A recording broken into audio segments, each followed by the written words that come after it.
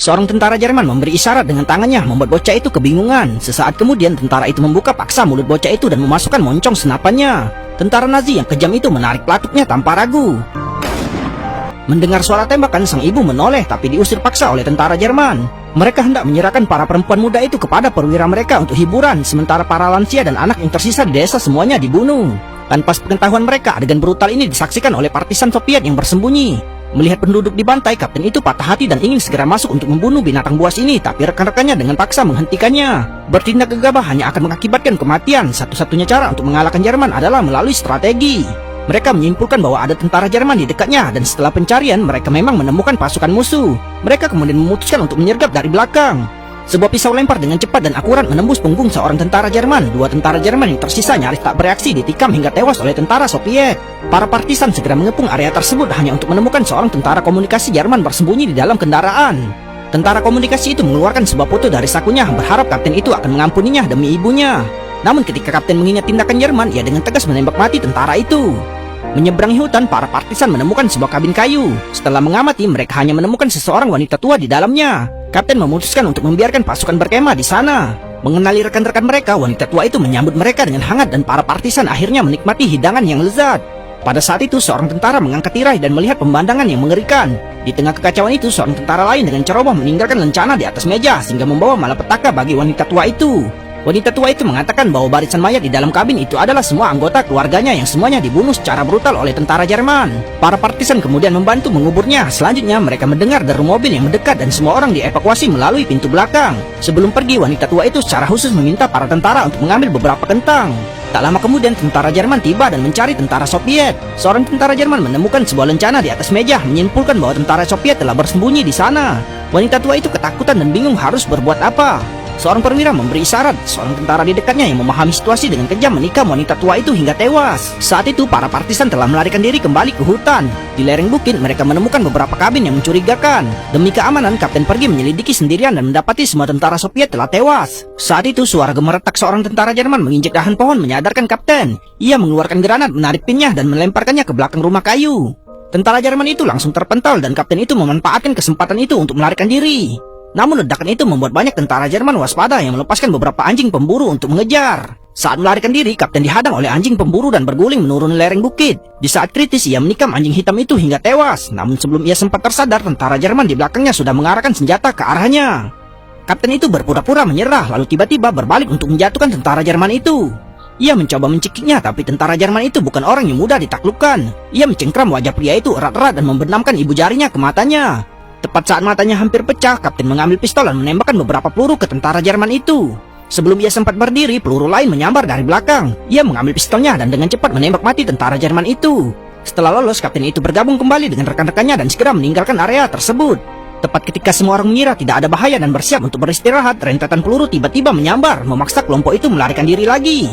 Para prajurit di barisan terakhir juga terkena tembakan. Kapten menyaksikan rekan-rekannya yang gugur, meskipun patah hati terpaksa melanjutkan pelarian demi keselamatan mereka. Mereka mencapai rawa dan harus menggunakan tongkat kayu untuk melewatinya. Untungnya mereka lolos tanpa cedera dan pasukan Jerman yang mengejar tidak berani mendekat. Para partisan akhirnya keluar dari bahaya. Kemudian sebuah pesawat Jerman muncul di langit-langit menjatuhkan banyak pemberitahuan penyerahan diri. Mereka yang meletakkan senjata dan menyerah akan dihadiahi makanan dan minuman yang lezat. Melihat tawaran yang menggiurkan, seorang prajurit memutuskan untuk membelot. Rekan-rekannya mengangkat senjata mereka untuk membunuhnya, tapi sang kapten menghentikan mereka. Apa yang terjadi akan terjadi lagi. Prajurit itu baru saja memasuki rawa ketika ia tenggelam ke dalam lubang lumpur tanpa henti menariknya ke bawah. Saat prajurit itu hendak tenggelam ke rawa, ia berbalik untuk meminta bantuan, tapi rekan-rekan satu timnya hanya menonton. Tepat saat ia benar-benar tenggelam, kapten menariknya keluar dan memperingatkannya serta rekan-rekan satu timnya bahwa siapapun yang menyerah akan mati. Semua orang kembali tenang dan melanjutkan perjalanan. Melewati sebuah desa, kapten mengirim seorang rekan yang menyamar sebagai warga sipil untuk mengintai daerah tersebut. Tanpa diduga, mereka bertemu dengan seorang tentara Jerman di pintu masuk desa. Rekan satu tim itu yang berusaha terlihat tenang berbalik untuk pergi, tapi ditembak di kaki oleh tentara Jerman tersebut. Mendengar suara tembakan, tim segera bergegas masuk ke desa. Pada saat itu, rekan satu tim tersebut melarikan diri ke sebuah halaman. Melihat tentara Jerman mendekat, ia mengeluarkan granat, melepaskan sumbunya dan memutuskan untuk mati bersama tentara Jerman. Para partisan yang tiba melihat tentara Jerman datang dan seorang rekan yang bersembunyi menembak dan membunuh perwira Jerman yang memimpin. Mereka dengan berani maju dan pertempuran sengit pun terjadi.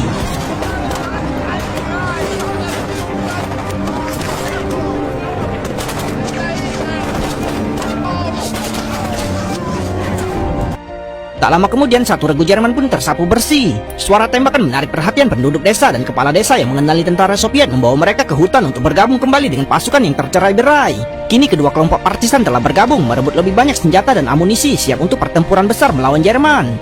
Hari itu seorang bocah diam-diam menyelinap ke wilayah pendudukan Jerman dan mendengar percakapan antara perwira Jerman. Ia mendengar bahwa Jerman akan mengeksekusi partisan yang ditangkap dan segera berlari ke hutan untuk memberitahu kapten. Untuk menyelamatkan rekan-rekan mereka, kelompok itu memutuskan untuk menggunakan tipu muslihat. Keesokan harinya, kapten menyuruh rekan-rekan satu timnya menyamar sebagai tentara Jerman, sementara ia berpura-pura menjadi tawanan perang dan dibawa ke tiang gantungan. Namun seorang tentara Jerman datang untuk memeriksa dan menemukan senjata tersembunyi di dalam kereta. Melihat rencana mereka terbongkar, mereka harus bergerak lebih cepat dari jadwal.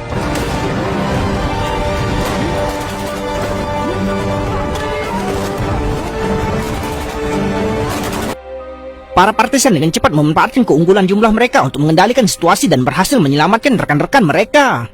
Setelah mengetahui berita tersebut, komandan Jerman murka dan memutuskan untuk membalas dengan cara yang sama. Mereka mengirim tentara boneka untuk menangkap seorang partisan lalu dengan sengaja melepaskannya. Partisan itu melihat pengawal ditikam hingga tewas, mengira rekan-rekannya telah tiba dan tanpa pikir panjang melarikan diri kembali ke kampnya.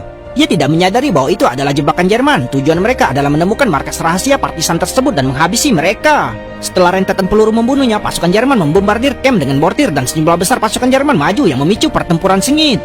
Menghadapi pasukan Jerman yang dipersenjatai dengan baik, para partisan terpaksa mundur bertempur di sepanjang jalan. Akhirnya, atas instruksi kepala desa yang lama, mereka bergabung kembali dengan atasan mereka. Hari itu, seorang tentara secara tidak sengaja menemukan seorang gadis kecil di hutan. Mereka menemukan pesan penting di ikat rambutnya. Jerman sedang mengirim sekelompok gadis Soviet ke Berlin. Kapten memimpin para partisan untuk menyelamatkan mereka tanpa menyadari bahwa itu adalah jebakan Jerman. Tepat saat mereka naik ke kereta, para partisan yang bersembunyi menyerang. Mereka pertama-tama membunuh dua penjaga, lalu menyerbu masuk menghabisi pasukan Jerman sebelum mereka sempat bereaksi. Setelah berhasil menyelamatkan para perempuan tersebut, kapten dan seorang rekan satu tim berpencar untuk memberikan perlindungan bagi para perempuan yang diselamatkan. Namun aksi mereka terpantau oleh perwira Jerman yang segera mengejar. Keduanya segera terlihat oleh pasukan Jerman. Seorang perwira membidik dan menembak mengenai perut rekan satu timnya. Kapten segera menyembunyikan rekan satu timnya di balik pohon. Sementara pasukan Jerman mengisi ulang granat, kapten melemparkan granat lalu menggendong rekannya dan melarikan diri. Namun rekannya terluka parah dan tewas. Kembali ke kamp, kapten mencurigai adanya penyusup. Ia memperhatikan pria yang membawa akordeon bertingkah mencurigakan. Kapten dan rekan satu timnya menemukan dan memutuskan untuk memeriksa akordeon tersebut. Tanpa diduga, pria itu tiba-tiba menyerang. Rekan satu timnya meninjunya, menyebabkannya secara tidak sengaja mengenai tiang kayu dan tewas seketika. Setelah membuka akordeon, mereka menemukan sebuah radio, tapi sudah terlambat. Tentara Jerman bergerak maju ke arah mereka, mengirimkan beberapa tank dan kendaraan lapis baja untuk menyerang para partisan.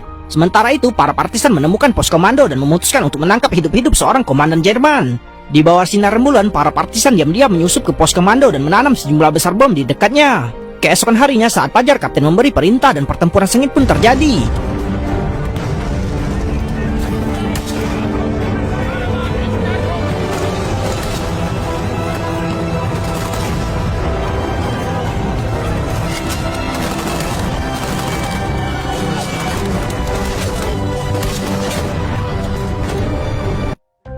Kapten langsung menyerang perwira Jerman tersebut dan keduanya melompat ke danau untuk bertarung. Setelah para partisan berhadapan dengan para penjaga di dekatnya, mereka berhasil menangkap komandan Jerman. Namun saat mereka mundur, sejumlah besar pasukan Jerman mengejar mereka. Para partisan tiba tepat waktu dan memberi bala bantuan dan keduanya bentrok dengan pasukan Jerman. Namun tentara Jerman terlalu banyak dan para partisan tidak dapat melawan. Satu demi satu para anggotanya gugur di bawah tembakan Jerman. Kapten melawan musuh hingga detik-detik terakhir dengan peluru terakhirnya dan akhirnya tumbang setelah ditembak beberapa kali. Saksikan keseruan lainnya tetap di Snack Video Bikin.